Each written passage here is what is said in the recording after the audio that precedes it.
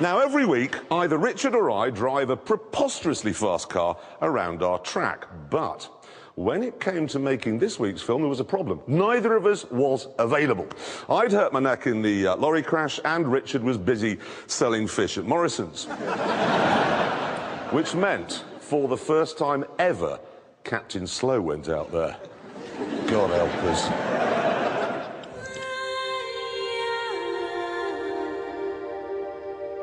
When I arrived, the track was enveloped in typical British autumnalness. Right, here we go, Top Gear test track, my patch for the day. Now, I've been very, very insistent with the office. I don't want to find some look-at-me two-door Italian supercar with a 250 miles per hour speedo and a £250,000 price tag or any of that sort of rubbish. I want to drive something more like, well, to be honest, some... Oh, cock. Surely not. Well, since the choice is testing this or the Panda, I suppose it'd better be this, which is a Pagani Zonda. And not just any old Zonda at that. That is the Zonda F Roadster. And in the already insane world of Pagani, this one has its own special padded cell. Regular car, 555 horsepower. This one, 650. Let's try it out. This may be my first Zonda, but it happens to be the fastest one we've ever tested. But the acceleration is so brutal. I think my eyes have moved around the side of my head like a pigeon's. I think I know what to do at this point.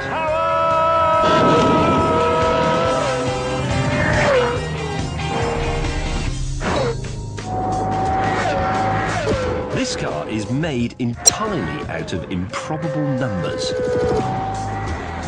60, 3.6 seconds. 0 to 120, under 10 seconds. And then, when you hit the carbon ceramic brakes,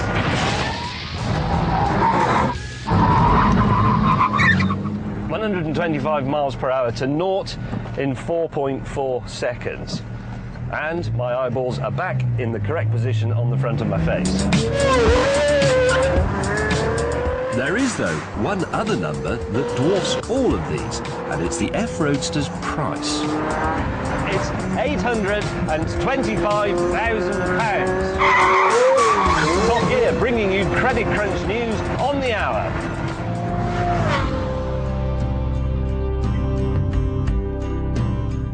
But we haven't just brought this thing along to show you some high-priced hyperporn. You see, the F Roadster is the swan song for the current Zonda. Next year, there'll be a brand new one, but the original will always be a bit special to us. You know, when we brought Top Gear back to the telly back in 2002, the Zonda was the car we featured in the very first show. And we really liked it, but there was always that nagging feeling that here come another bunch of hopeless optimists who think they know better than Ferrari. Give them a year and they'll be down the Dole office with all the rest of them. But it hasn't happened. Pagani is still very much here today, still getting up Ferrari's nose.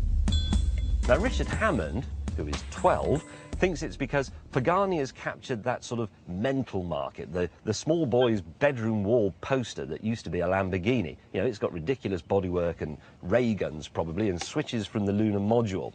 And I think he's right, but there is something else. It's actually a very, very good car. See, the entire shell is made out of carbon fibre, naked carbon fibre. Which makes you look a bit of an idiot, frankly, but it does mean it's very strong. So strong, in fact, that even when they've taken the roof off, it remains perfectly rigid. In fact, the construction's so clever that it hasn't gained any weight in becoming a convertible. And that's a rare thing. So you see, the Pagani engineers, they do know what they're doing. Which means we've come to that point in the film where I have to go fast, round a corner, to prove it. Turn it in.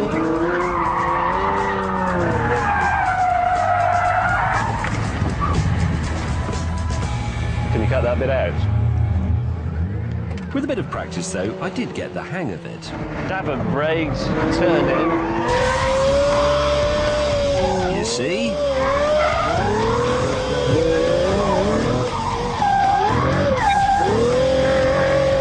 And I'm told, I can report, that the F-Roadster is pretty agile through the corners.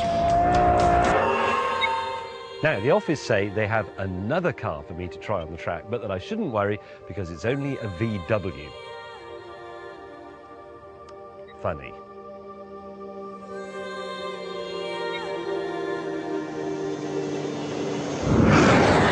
The Bugatti Veyron, finally on our track, and I'm going to put it straight to work. I believe the done thing at this point is to have a drag race, so if nobody objects, we'll have one with these two.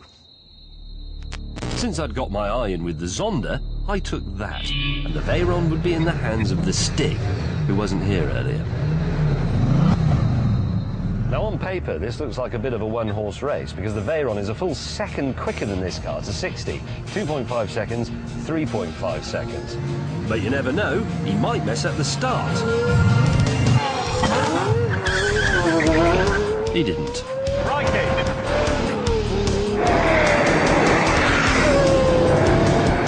Despite weighing over half a ton more, the Veyron mullered the Zonda. That is the power of power. Now, I should really take that Veyron off Stiggy and go and drive it round a few corners, but unfortunately that would get in the way of what you, me, and in fact everybody else in the world really wants to see, which is him taking it for a lap. Oh yes.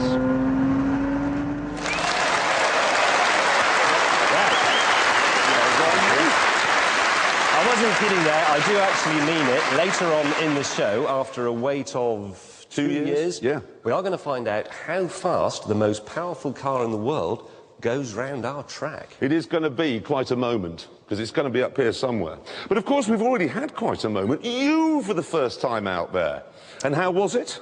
Smooth as silk. It's a piece of cake. Who here would like to see some of the outtakes of James's... Play the tape somewhere, we'll have a look. Oh dear, that Chicago's gone wrong. And here we go again, gone wrong. And here we go again, it has gone wrong.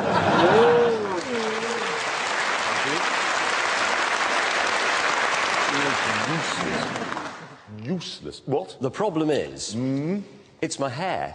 No, it is. Because when you go through a corner, it blows in my face. Yeah. Okay, but as soon as I put that white helmet on, I found everything was absolutely fine. I think what it was is that you stepped out of the Panda into the Zonda, which is like weaning a baby off breast milk and straight onto port.